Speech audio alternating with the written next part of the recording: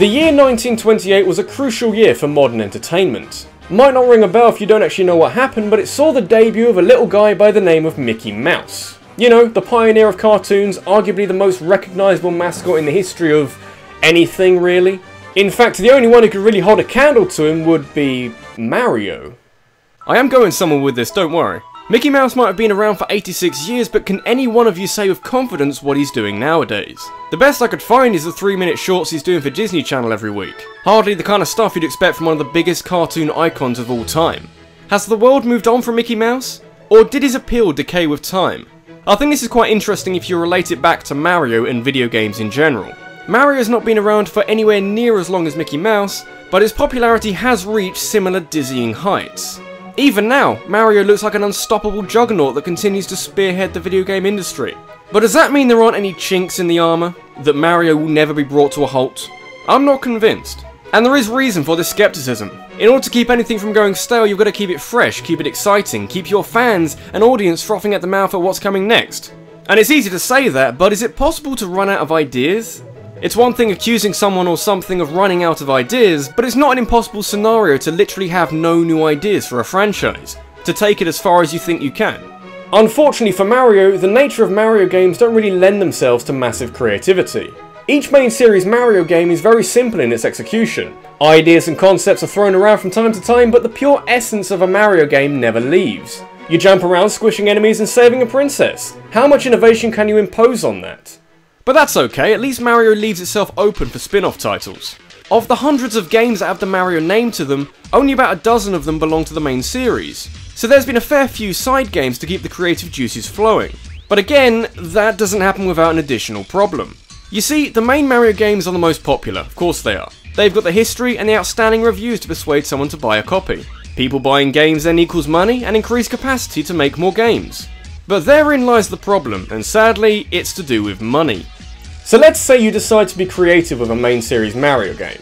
There's a fine line between safe, comfortable but potentially stale, and cutting edge, pioneering but potential failure. You want to push the envelope and take your franchise forward, but you also don't want to alienate any of your loyal fans with new and crazy ideas, possibly losing supporters or more drastic things like profits or investors.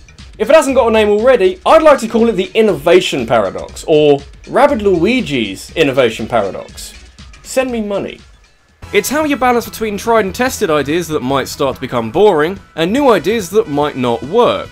One of the freshest ideas for a Mario game in recent years, Super Paper Mario, came and went with 7, 8 out of 10s. Not terrible by any means, but a little short of the incredibly high standards expected of a Mario game. Not that it was a bad game or anything, just different enough to put people off a game that changed what was, with the Paper Mario games, a game idea set in concrete, despite having the best story ever stuck in a Mario game. Reminds me of a line from Futurama. Clever things make people feel stupid, and unexpected things make them feel scared. And while it may be a bit crude, it's Futurama for God's sake, there is an element of truth there. While you always want to be inventive or something with Mario, it's hard to bring people along for the ride. Which brings up another scenario to consider. Let's say that Mario doesn't change a lot for the next couple of years or decades, basically stays the same for a long while. Maybe we end up with New Super Mario Bros. 7 or Super Mario Galaxy 3. Ideas recycled from very popular and commercially successful games. Is that a world you want to live in? Mario becoming genuinely stale is a terrifying thought, but not entirely unimaginable. They've already started regurgitating the new Super Mario Bros. Games a little too much, to the extent you can't really call them new anymore. And why not? If reviewers like them and people buy them in their millions, then what's not to like? Why try anything creative when this is the best option for both your reputation and your bank balance? People have been pointing the finger at Call of Duty and Dynasty Warriors for trying the same thing over and over again, but why fix what isn't broken? Well, it may be a while, but who's to say when it will lose momentum? At what point will reviewers realise that the game they're playing year in year out is effectively reheated leftovers? Might be too late then. The best case scenario is to add new concepts that are so good that it feels like they've already been done, but they haven't. The face of gaming might be ever changing, but that doesn't mean you can't reach out to what people enjoy and slowly mould games to fit what they know best while still trying new ideas. Surprisingly enough, for all my ramblings in this video, a middle ground does exist.